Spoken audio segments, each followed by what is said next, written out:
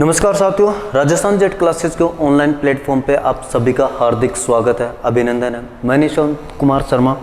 आज अपन animal husbandry की पूरी क्लास को धमाकेदार तरीके से सोल्व आउट करेंगे और 105 क्वेश्चन लेके आया हूँ आज, और इन्हीं 105 क्वेश्चनों के अंदर पूरी एनिमल हस्बेंड्री को समाया हुआ है, हर एक टॉपिक जो आपके पेपर में छपेगा। ठीक है, तो क्लास की शुरुआत करते हैं। ले प्रभु का नाम सभी को, जय सिया राम, राधे राधे, और सारे देवी देवताओं का नाम लेके आज क्लास में स्टार्ट हो जाना। और क्लास को धमाकेदार बनाने के लिए बीच में कुछ शायरियाँ भी जरूर चलेगी आज, क्योंकि टॉपिक रहेगा अपना लंबा।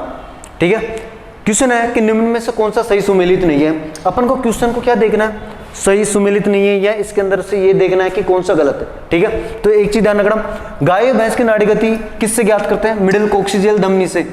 किससे करते हैं? मिडिल कोक्सीजियल धमनी से। तो ये तो क्या हुआ बेटा, बिल्कुल सही करते हैं। गाय जो भैंस की नाड़ी गति ज्ञात करते हैं वो किससे करते हैं? मिडिल कोक्सीजियल धमनी से करते हैं। लेकिन अगर पूछ ले कि भेड़ और बकरी में किससे करते हैं, तो किससे करते हैं? फेमोरल धमनी से। किससे करते हैं?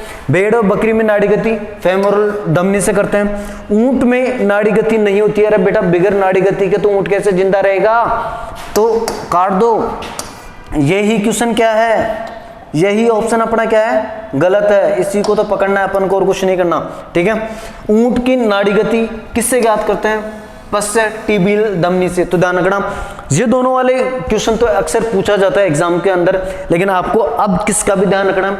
ऊंट का भी ध्यान रखना है। और ऊंट की जो नाड़ी गति किससे ज्ञात करते हैं बेटा? पश्चैटिबियल धमनी से। तो ऑप्शन नंबर 30 क्या हो जाएगा अपना? रॉन्ग आंसर हो जाएगा। ठीक है, नेक्स्ट है, गाय की किस नस्ल के कान छोटे व आगे की ओर मुड़े हुए होते हैं? तो बेटा ध्यान रखना, गाय की ऐसी नस्ल आपने अगर देखी हो तो उसके जो कान होते हैं छोटे होते हैं, और छोटे होने के साथ साथ में क्या उससे आगे की तरफ ऐसे मुड़े हुए होते हैं। कैसे होते हैं? आगे की ओर मुड़े हुए, ऐसे लटके हुए नहीं, वो आगे की ओर ऐसे मुड़े हुए होते हैं। और अक्सर आपने ये देखा होगा अगर आपके घर में होगी जर्सी गाय। कौन सी? जर्सी गाय। तो ध्यान रखना, जर्सी गाय होती है, उसके जो कान होते हैं वो आगे की ओर क्या होते हैं? मुड़े हुए होते हैं। तो इसका आंसर क्या आ जाएगा? जर्सी।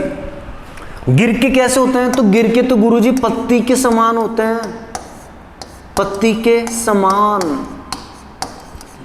लटके हुए।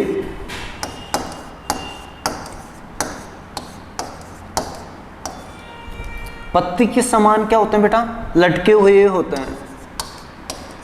ठीक है, किसके? गिर के। मालवी चौकन्ने कान या खड़े कान?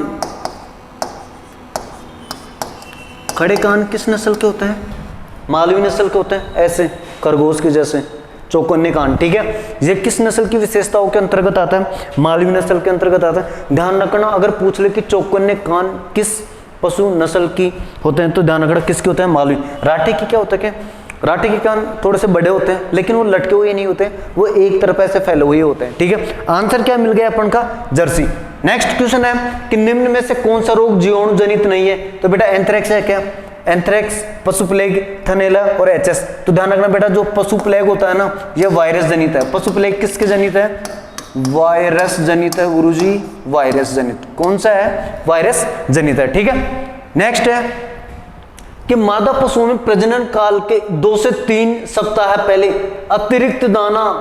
अतिरिक्त दाना खिलाना क्या कहलाता है? ग्रूमिंग, वेलोविंग, फ्लशिंग और कास्टिंग।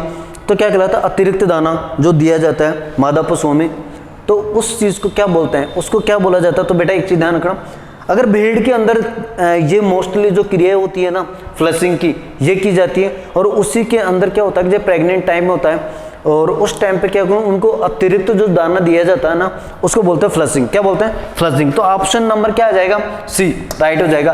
तो एक काम करते हैं, ऑप्शन नंबर 3 और बचे हुए ऑप्शन है उनको भी देख लेते हैं। क्या होता है?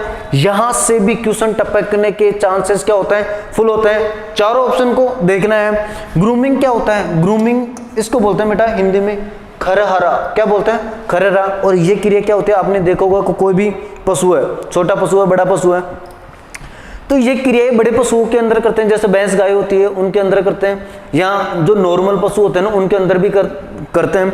तो इसके अंदर क्या करते हैं कि जैसे उनके ऊपर जो डस्ट पड़ी होती है, जो चारा पड़ा होता है, जो भूसा पड़ा होता है, उसको जो साफ करने की जो क्रिया होती है ना, उसको बोलते हैं खरहरा। ठीक है ना, तो एक मैं लिख सकता हूं यहाँ पे, है ना, चारा या भूसा, हटाने की, इसको थोड़ा सा, ये नहीं मानेगी भाई, ये नहीं रखेगी, ऐसे लिखने दो, पशु के शरीर से। किसके शरीर से? पशु के शरीर, शरीर के ऊपर से, ऊपर से साफ सफाई करना, साफ सफाई, साफ सफाई करना, ठीक है ना। क्या कहलाता है? ग्रूमिंग कहलाता है। वेलोविंग क्या था? कीचड़ में भैंस का नहाना। गाय व भैंसों का किस में नहाना? कीचड़ में नहाना, वेलोविंग होता है।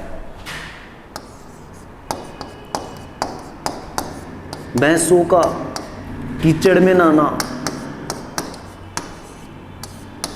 कीचड़ में नहाना,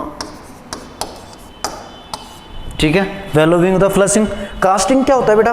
कास्टिंग होती है जो पशु होते हैं ना, उनको कोई भी पर्पज के लिए, मतलब जैसे मान लो उनको दवाई देने के लिए, उनको दाईं ओर लिटाना, दवाई देने के लिए क्या करते हैं? दाईं ओर लिटाना या गिराना, क्या कहलाता है? कास्टिंग कहलाता है। आपको भी लिखना है कि कास्टिंग होता है कि पशुओं को दवाई देने के लिए दाईं ओर लिटाना क्या कहलाता है? कास्टिंग कहलाता है, ठीक है। नेक्स्ट क्वेश्चन की ओर बढ़ेंगे।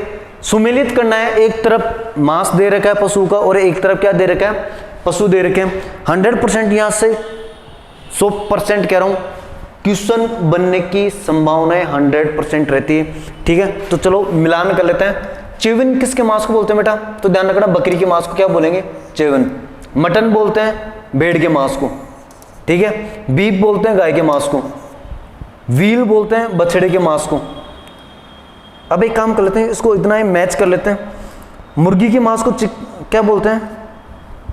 चिकन बोलते हैं, ठीक है। एक काम कर लेते हैं, पहले में बी और दूसरे में ई, पहले में बी दूसरे में ई, पहले में बी दूसरे में ई, पहले में बी दूसरे में, ठीक है।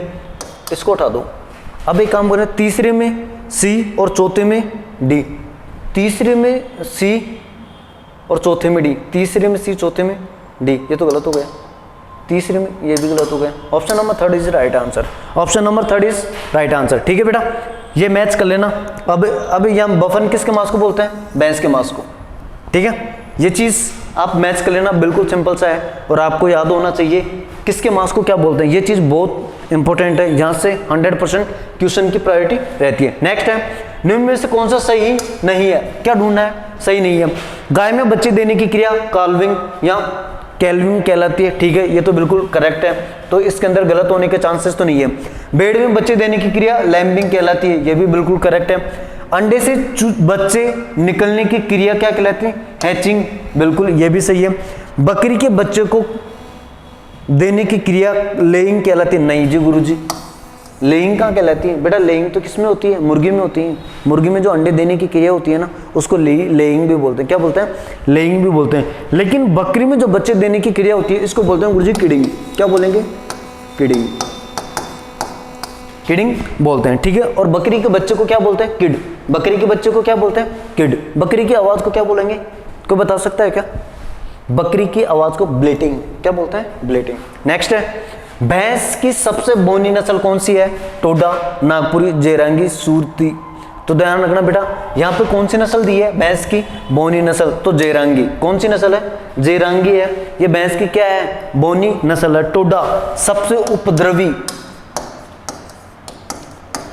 सबसे उपद्रवी मतलब लड़ाकू नस्ल है ये तो भैंस की, उपद्रवी। सूरती भैंस के सबसे हल्की नस्लों की श्रेणी के अंतर्गत आती है, ठीक है। नेक्स्ट आंसर मिल गया अपन को। नेक्स्ट है, साइलेज का निर्माण होता है चारे का हरी अवस्था में परिरक्षण करना, दलहनी फसलों का परीक्षण करना, खली का परीक्षण करना, अनाजों का परीक्षण करना। बेटा चारे का परीक्षण ही होता है, चारे का हरी अवस्था में क्या करता है? परिरक्षण किया जाता है, ठीक है। नेक्स्ट है, सुमेलित कीजिए, एक तरफ पशु का नाम है, दूसरी तरफ उसका क्या दे रखा है? वैज्ञानिक नाम दे रखा है, तो मिलाते हैं इनको। अच्छा, भैंस का जो जूलॉजिकल नाम है क्या है? बुबेलिस, बुबेलिस, वेरी गुड, पहले में बी। भेड़ का क्या है? कैप्रा हिरकस, ओविस एराइस, तो भेड़ का बेटा क्या होता है? ओविस एराइस। बकरी का क्या होता है? Capra hircus. ऊंट का कैमेलस बैक्टीरियन, ठीक है, और मुर्गी का गैलस डोमेस्टिक। अब एक काम करते हैं, मैच कर लेते हैं, पहले में बी और दूसरे में डी, पहले में बी दूसरे में डी, पहले में बी दूसरे डी, पहले में बी दूसरे में डी, पहले में बी। एक काम करते हैं, ये वाले ऑप्शन तो काट दो, ठीक है। बच्चे कौन सा? तीसरे में देखो बकरी का, 3 में 1, तीनों में है। 4 में ई, 4 में ई, एक इसी के अंदर रहता है। 4 में अगर सी देता तो गैलस डोमेस्टिक का गलत हो गया, तो 4 में। Option number 3 is right answer. Option number तीसरा इस क्या हो जाएगा अपना राइट आंसर हो जाएगा, ठीक है। नेक्स्ट क्वेश्चन कि गिर गाय के प्रति ब्यात दुग्ध उत्पादन कितना होता है? गाय की गिर नस्ल है, उससे जो 1 साल में जो दुग्ध काल होता है वो कितना होता है?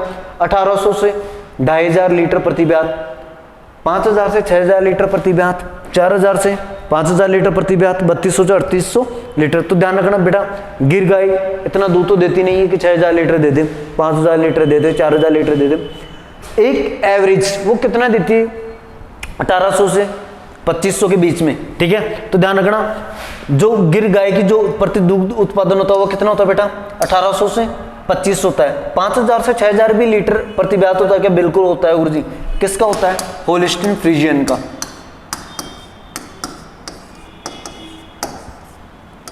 होलिस्टीन फ्रीजियन,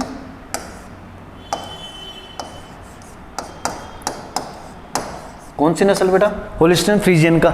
4000 से 4500 लीटर भी होता है क्या? होता है गुरुजी। किसका? जर्सी गाय का होता है। किसका? जर्सी गाय का होता है, ठीक है। नेक्स्ट क्वेश्चन की ओर बढ़ते हैं। आपको ये याद करना है, सुमेलित कीजिए पशु का नाम और स्थायी दांतों की संख्या। बहुत इंपॉर्टेंट है, यहां से क्वेश्चन भी पूछा जाता है। कैसे पूछा जाता है? वो ऐसे पूछा जाता है। अब एक काम करें, आप कंफ्यूज यहां पे जरूर होंगे। अब एक चीज ध्यान रखना, गाय भैंस भेड़ बकरी, गाय भैंस भेड़ बकरी, इनमें तो 32 ही होते हैं। कितने होते हैं? 32। एक काम कर लेते हैं, भेड़ का मैच कर लेते हैं पहले। भेड़ में कितना होता है? 32। एक काम करते हैं, 2 में 1 किसमें देखते हैं? 2 में 1 इधर नहीं है, तो एक काम कर लेते हैं, इसको तो हटा ही देते हैं। 2 में ए इसके अंदर है, 2 में ए इसके अंदर है, तो एक काम करते हैं, ये दोनों तो हट चुके हैं, ठीक है। अब एक काम कर लेते हैं, कुत्ता में कितना होता है? पहले में बी दे रखा, तो एक काम करते हैं, पहले का बी कर लेते हैं। इधर हो गया, मैच हो गया। पहले में क्या? बी है, और इधर पहले में बी, ठीक है। एक काम करते हैं, अब ऊंट में जो गुणसूत्रों की संख्या होती है वो कितनी होती है बेटा? सॉरी, दांतों की संख्या होती है वो होती है 34। ऊंट में कितनी होती है? 34। तो एक काम कर लेते हैं, इसको इधर में मैच करा देता हूँ। 4 में सी किसके अंतर्गत है? 4 में सी इसके अंतर्गत है, और 4 में सी इसके अंतर्गत नहीं है। तो गुरुजी ये तो गलत हो गया, और ऑप्शन नंबर सी क्या हो जाएगा? करेक्ट हो जाएगा। सुअर में कितने होते हैं बेटा? 44 होते हैं। मैच अच्छी तरीके से करना है, ठीक है। जल्दीबाजी हड़बड़ाहट नहीं करनी है, क्योंकि आजकल जो एग्जाम्स का पैटर्न हो गया वो कैसे हो गया? मिलाने वाला। कैसे हो गया? मिलाने वाला हो गया। इसी वजह से उसी पैटर्न पे लेके आया हूँ, या कथन से संबंधित पूछा जाता है आजकल। तो सुमेलित कीजिए पशु का नाम। कुत्ते में गुणसूत्र सॉरी दांतों की संख्या कितनी होती है बेटा? 42। कितनी होती है? 42। हाँ, दूसरी बात आपको एक चीज और याद रखनी, ये तो दांतों की संख्या पूछी, यहाँ पे जोड़ी भी पूछी जा सकती है। कि क्या पूछी जा सकती है? जोड़ी भी पूछी जा सकती है। अब पूछ लें कि ऊंट में कितनी जोड़ी गुणसूत्र पाए जाते हैं? कितनी जोड़ी गुणसूत्र पाए जाते हैं? तो 34। ये अब ऊंट का है ना, तो कितना आ जाएगा बेटा? 17 जोड़ी। ये आपको जोड़ी, वहां पे जो पढ़ने का तरीका है ना वो मत भूलना। जोड़ी में से होता है 2, ठीक है, नर मादा, नर मादा, ठीक है, मेल फीमेल। ये चीज आपको कंफर्म होनी चाहिए, ठीक है। 17 दूनी क्या होता है? 34। तो 34 हो गई, ठीक है। ये जोड़ी में हो गया। अगर संख्या में पूछता तो क्या आ जाएगा? 34 से आ जाएगा, ठीक है। नेक्स्ट क्वेश्चन की ओर बढ़ेंगे कि रोमंती पशुओं में आमाशय का प्रथम भाग क्या कहलाता है? ध्यान रखना, जो रोमंती पशु कौन से होते हैं बेटा? जो पशु जुगाली करते हैं ना वो क्या होता है? रोमंती पशु होते हैं। जुगाली, अब जैसे चारा बढ़ लिया और चारा बढ़ गया, आपने भी देखा होगा कई लोग गुटके खाते हैं तो सारे दिन ऐसे चरते रहते हैं, वो भी जुगाली करने वाले पशुओं में ही आता है, ठीक है ना। वो किस में आता है? जुगाली करने वाले पशुओं में आता है। तो रोमंती पशुओं में आमाशय का प्रथम भाग क्या कहलाता है? तो ध्यान रखना बेटा, जो आमाशय का प्रथम भाग होता है ना वो होता है रूमेन। कौन सा होता है? रूमेन। आमाशय का प्रथम भाग क्या होता है? रूमेन। RROA। ध्यान रखना, कौन कौन सा होता है? RROA। आर से क्या बना बेटा, रूमेन, प्रथम भाग। फिर क्या होता है, ये 4 आमाशय के भाग होता है। फिर होता है रेटिकुलम, फिर होता है ओमिज्म, फिर क्या होता है, एबोमिज्म होता है। और जो सत्य आमाशय क्या होता है, एबोमिज्म। सत्य आमाशय ट्रू स्टोमच किसको बोलते हैं, एबोमिज्म को। ऊंट में कौन सा अनुपस्थित होता है, ओमिज्म। O0 ओमिज्म किस में अनुपस्थित होता है, ऊंट में। अब एक चीज ध्यान रखना, यहां से एक क्वेश्चन आ जाता है कि निम्न में से सूडो रूमिनेंट पशु है, क्या बोलते हैं,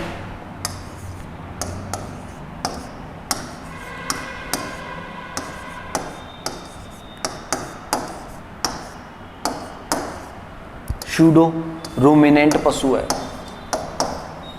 ये क्वेश्चन दे देता है कभी कभार, सूडो रूमिनेंट पशु होता है, ठीक है ना। सूडो को क्या बोलते हैं, आभासी, ठीक है ना। अब सूबे से वो ऑप्शन में क्या देता था, बकरी। दूसरा ऑप्शन दे दिया गाय, तीसरा ऑप्शन दे दिया ऊंट, और चौथा ऑप्शन दे दिया भाई साहब उसने भेड़। अब सूडो रूमिनेंट कौन सा पशु आता है, अब आपको ये बताना सूडो रूमिनेंट कौन सा था। तो बेटा एक चीज ध्यान रखना, सूडो रूमिनेंट के अंदर कौन सा आ जाएगा, ऊंट।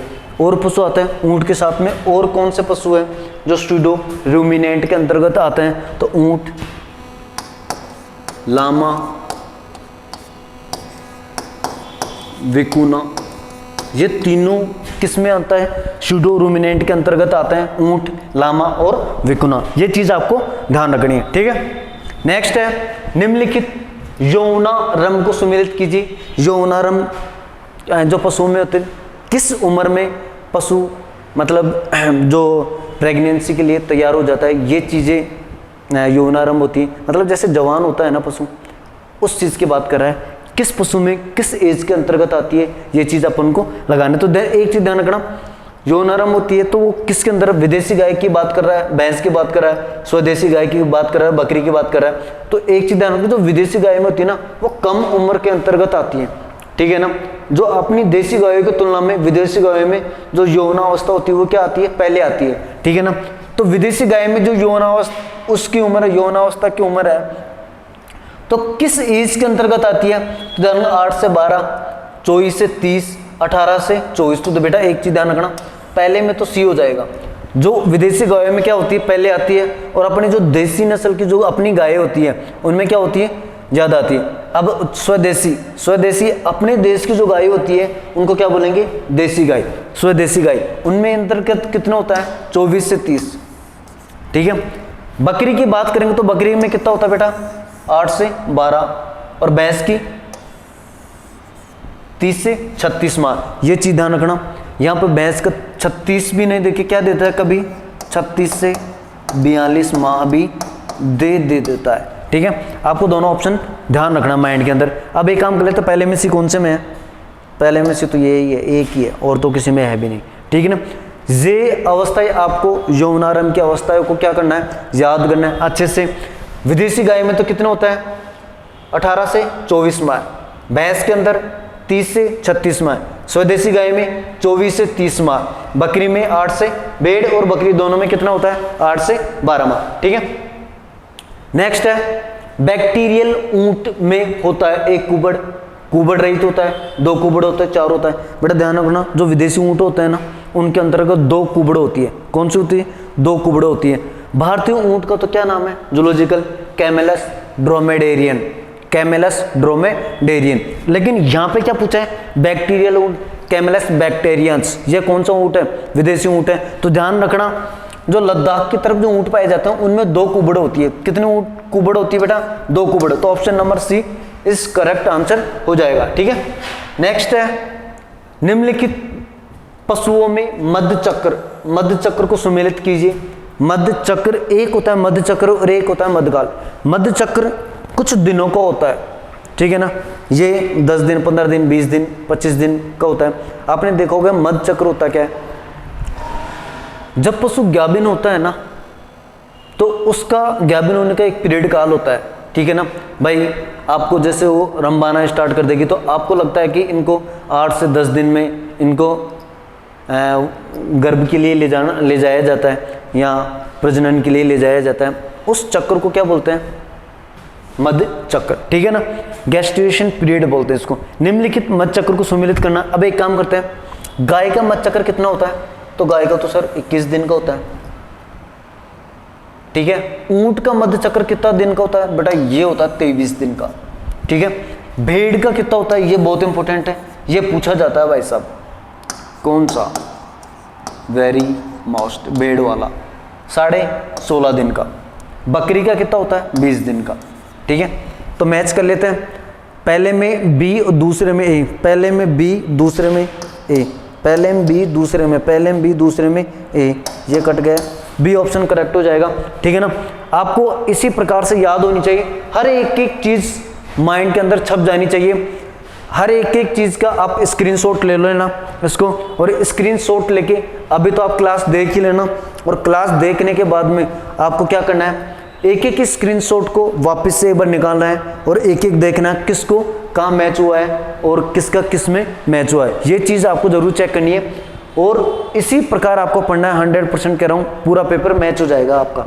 नेक्स्ट है, किस रोग के कारण पशु के गर्दन, कंधे और पीछे के पैरों में सूजन आ जाती है, या पीछे के पैरों में भी आ जाती है, और जो पुट्ठा होता है पिछवाड़ा उसके ऊपर भी क्या आ जाती है? सूजन आ जाती है। पशु प्लेग में, लंगड़ा बुखार में, गलघोटू में, फिड़किया में। तो ध्यान रखना बेटा, सिंपल सा है। लंगड़ा कर कब चलता है पशु? लंगड़ा रोग में। अब इसके पैरों में सूजन आ गया तो उसके अंदर सूजन आ गया तो वहां तो क्या चलेगा नहीं, ऐसे तो सीधा सीधा तो चलेगा नहीं बेचारा, लंगड़ लगड़ के चलेगा यार, सिंपल सी बात है। तो लंगड़ा रोग के अंतर्गत, ये लंगड़ा रोग की मुख्य विशेषताओं के अंतर्गत आता है, ठीक है। नेक्स्ट क्वेश्चन है कि निम्नलिखित में से मध्यकाल, काल में होता है 1 2 3 4 दिन का काल, ठीक है। कम समय का जो पीरियड होता है उसको क्या बोलेंगे? मध्यकाल बोलेंगे, ठीक है। अब मध्यकाल होता क्या है? आपने देखा होगा, जब कोई भी गाय ब्याने की अवस्था में होती है या बच्चा देने की अवस्था में होती है तो उसके पेट में पहले से क्या होने लग जाता है? दर्द स्टार्ट हो जाता है, ठीक है ना। वो गैस्ट्रेशन पीरियड वो कितने दिन का होता है, वो चीज़ें अपन को है कितने घंटे का होता है, वो चीज़ अपन को मैच करनी है। तो गाय में कितनी उसका होता है, टाइम का होता है? तो ध्यान रखना बेटा, गाय में जो मध्यकाल होता है ये होता है 12 से 24 घंटे का, 12 से 24 घंटे का, ठीक है। ये गाय का हो गया। भैंस का बोले तो कितना होता है? 12 से 36 घंटे का, ठीक है ना। भैंस का कितना होता है? 12 से 36 घंटे का। ये दोनों तो मैच हो गए। ऊंट का जो ये होता है ना मध्यकाल, ये होता है बेटा 3 से 5 दिन का। मैच कर लेते हैं अभी ना। गाय में पहले में बी है और दूसरे में ए है, पहले में बी दूसरे में ए, ये तो इसी में हो रहा, पहले में बी, ये तो नहीं हो सकता है ना। सी ये भी नहीं होगा, डी गलत हो गया बेटा। ये पहला ही ऑप्शन क्या हो जाएगा? सही हो जाएगा, ठीक है ना। गाय का जो मध्यकाल होता है कितना होता है? 12 से 24 घंटे का। ऊंट का होता है कितना? 3 से 5 दिन का। भेड़ का जो मध्यकाल होता है वो कितना होता है? 36 से 48 घंटे का। ये मध्यकाल टाइम पीरियड आपको क्या रखना है? ध्यान रखना है, ठीक है।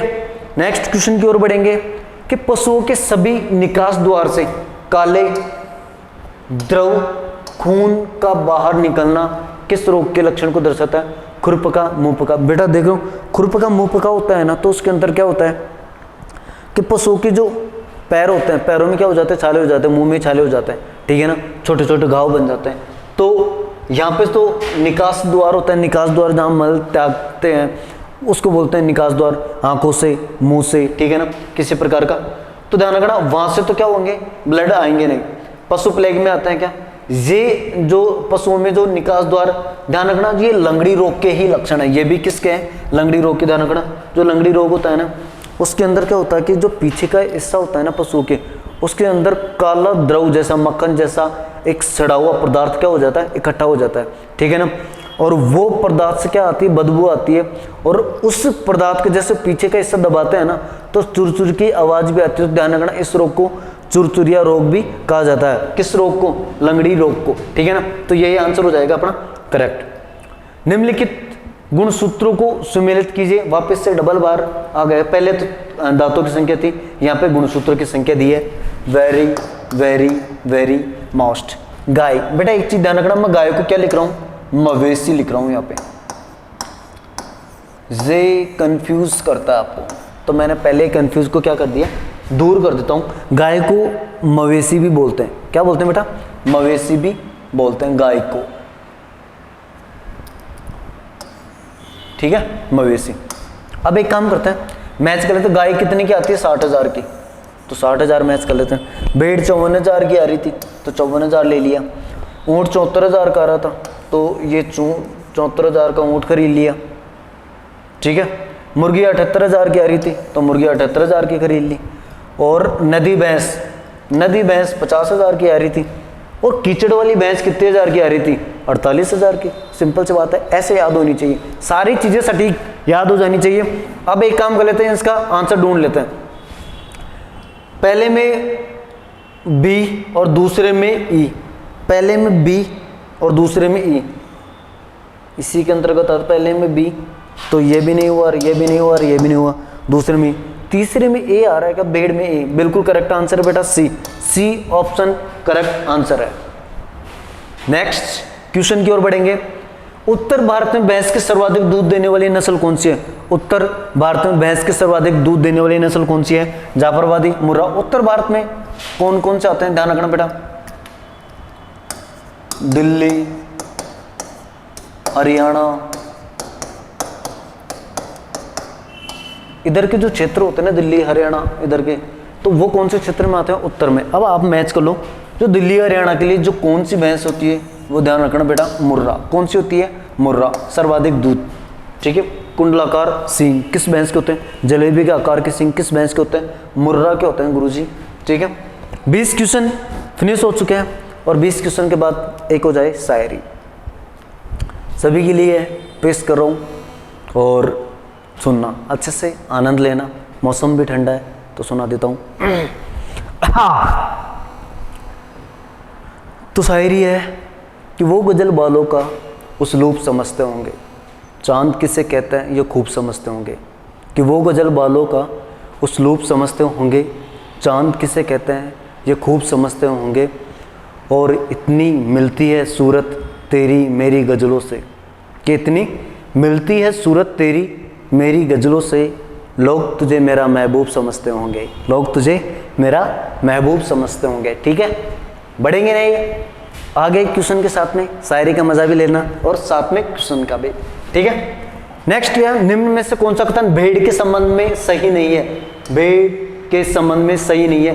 भेड़ में संभोग की क्रिया को सर्विंग कहते हैं। चलो मान लेते हैं, तुम कह रहे हो तो मान लेते हैं, हमारा क्या है? बदिया कृत नर भेड़ को वीडर कहते हैं। चलो ये भी मान लेते हैं, हमारा क्या है? भेड़ में पूंछ काटने की क्रिया को डोकिंग कहते हैं, ये भी मान लेते हैं। भेड़ में बच्चे देने की क्रिया को लैम्बिंग कहते हैं, ये भी मान लेते हैं। सारे मान ले तो गलत कौन सा हो गया गुरुजी? तो एक काम करते हैं, वापस से पढ़ लेते हैं। भेड़ में संभोग की क्रिया को सर्विंग कहता है। हाँ या ना मानो, मैं सर्विंग नहीं कहते गुरुजी, इसको बोलते हैं टपिंग।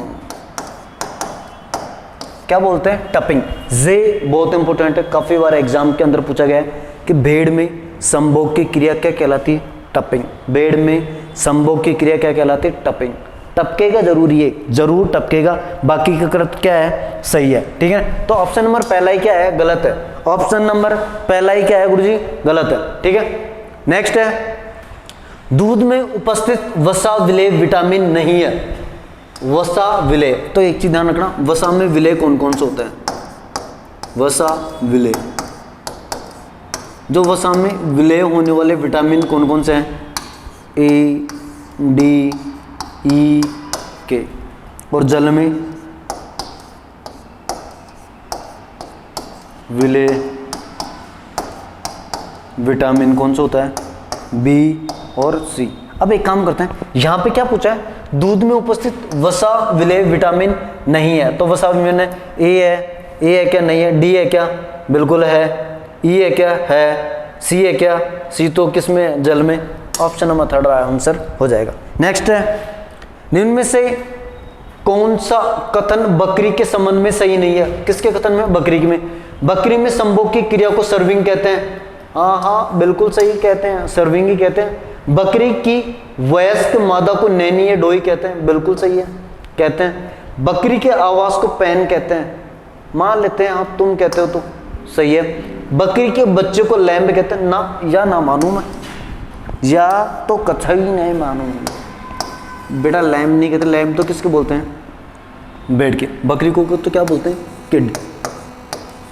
बकरी के बच्चे को क्या बोलते हैं? किड। किड बोलते हैं, किड। ठीक है, नेक्स्ट क्वेश्चन की ओर। भेड़ की किस नस्ल के कंधों तथा गर्दन पर झुर्रियां पाई जाती है व सलवटें पाई जाती है? कराकुल, हिसारडेल, मैरिनो और अविकालीन। तो बेटा ध्यान रखना, जो भेड़ की जो सबसे हष्ट-पुष्ट नस्ल मानी जाती है या उनकी जो झुर्रियां पाई जाती है कंधों पे, वो पाई जाती है बेटा मैरिनो पे। ठीक है, किस पे पाई जाती है? मैरिनो। और मैरिनो नस्ल का उत्पत्ति स्थल बहुत बार पूछा जाता है, स्पेन। मैरिनो नस्ल का उत्पत्ति स्थल क्या है बेटा? स्पेन। नेक्स्ट क्वेश्चन, निम्न में से कौन सा कथन सही नहीं है? बध्याकृत नर मुर्गे को कैपोन कहा जाता है। मान लेते हैं तुम कह रहे हो तो, ठीक है ना भाई, बध्याकृत नर मुर्गा क्या कहलाता है? कैपन कहलाता है। गाय भैंस की आवाज को बेलोविंग कहते हैं, बिल्कुल सही है। ध्यान रखना बेटा, जो कीचड़ में नहाते हैं ना उनको तो क्या बोलेंगे? वेलोविंग। कीचड़ में नहाने की क्रिया क्या कहलाती है? वेलोविंग। और यहाँ पे क्या है? बेलोविंग। ठीक है, दोनों में बहुत फर्क है। वेलोविंग किसके बोलते हैं? कीचड़ में नहाने की क्रिया को, और बेलोविंग आवाज को। भेड़ के समूह को फ्लॉक कहा जाता है, ये भी मान लेते हैं। गाय भैंस के समूह को ट्रिप कहा जाता है, ये नहीं मानूंगा मैं, ये गलत हो जाएगा। ठीक है ना, ऑप्शन नंबर डी, गाय भैंस के समूह को क्या बोलते हैं बेटा? हर्ड। गाय भैंस के समूह को हर्ड बोलते हैं, और बकरी के समूह को बोलते हैं ट्रिप। ठीक है, और भेड़ के समूह को क्या बोलते हैं? फ्लॉक। भेड़ के समूह को फ्लॉक बोलते हैं। ठीक है, नेक्स्ट क्वेश्चन की ओर बढ़ेंगे। राजस्थान कोऑपरेटिव डेयरी फेडरेशन की स्थापना किस वर्ष की गई थी? राजस्थान कोऑपरेटिव डेयरी फेडरेशन, पहले तो ये पता होना चाहिए बेटा, इसके अंदर दो क्वेश्चन छिपे हुए हैं कि राजस्थान कोऑपरेटिव डेयरी फेडरेशन, पहले तो ये है कहाँ पे? जयपुर में है गुरु जी। कहाँ पे स्थित है? जयपुर में। और स्थापना पूछी गई है ऊपर से, कब है? 1977-78। पहला ही ऑप्शन क्या है इसका? सही है। ठीक है, नेक्स्ट है, निम्न में से कौन सा कथन सही नहीं है? कथन ढूंढना सही नहीं है। जवान नर मुर्गे को कोकरेल कहते हैं, बिल्कुल। जवान नर मुर्गे को कोकरेल कहते हैं, बिल्कुल करेक्ट है। जवान मादा मुर्गे को पुलेट कहते हैं, बिल्कुल करेक्ट है। बेटा एक चीज ध्यान रखना आपको, एक एक चीज, ये चीजें याद होनी चाहिए, याद होनी चाहिए। जवान नर मुर्गे को क्या बोलते हैं? कोकरेल। जवान मादा मुर्गे को, मुर्गी को पुलेट। नर भेड़ को क्या बोलते हैं? रैम बोलते हैं, बिल्कुल करेक्ट है। और भेड़ में गुणसूत्रों की संख्या 48 नहीं जी गुरु जी, ये तो 54,000 की आई थी। कितनी की आई थी?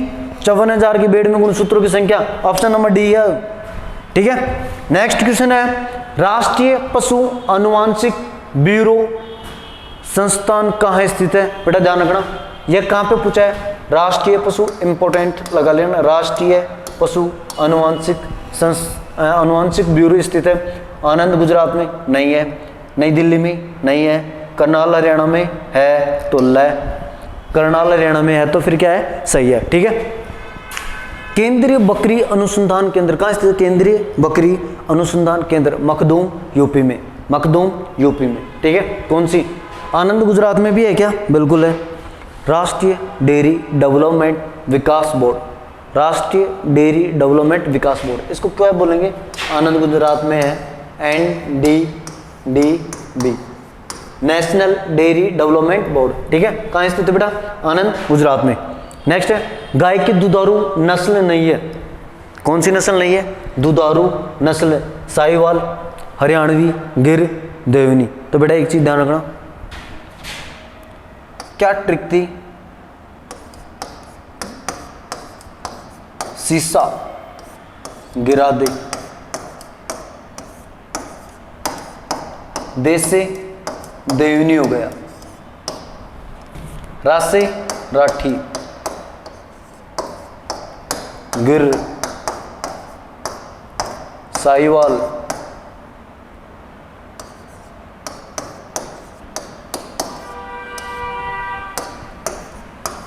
रेड सिंधी, कौन से सिंधी?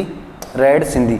ये अब एक काम करें, हरियाणवी का नाम कहीं पे आ रहा है क्या? नहीं आ रहा गुरुजी, सल्टा दो।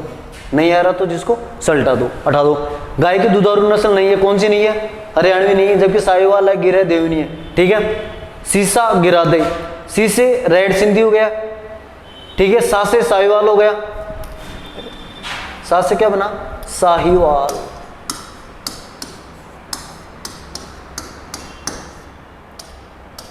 ठीक है।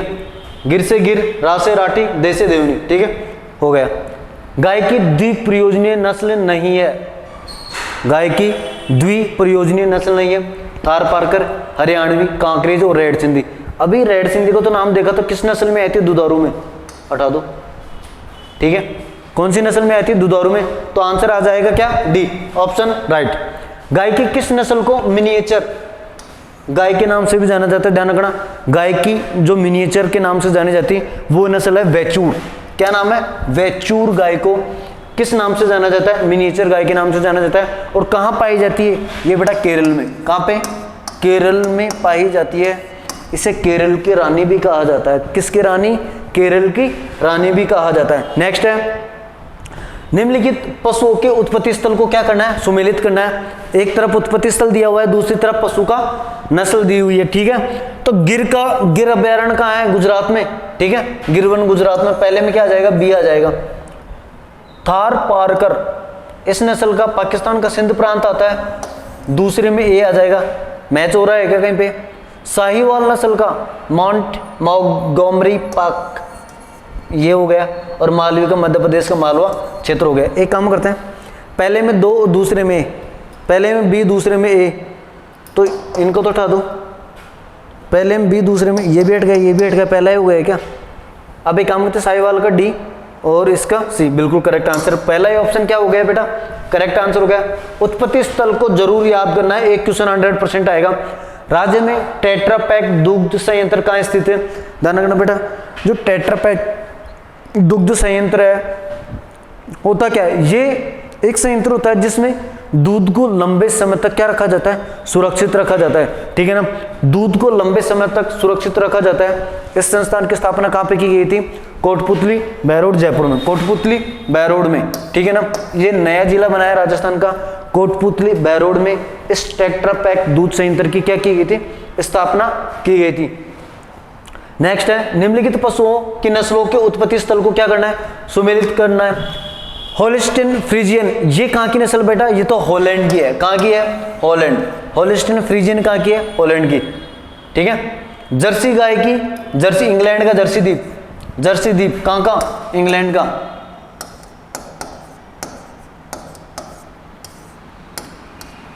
इंग्लैंड का जर्सी द्वीप, ठीक है ना।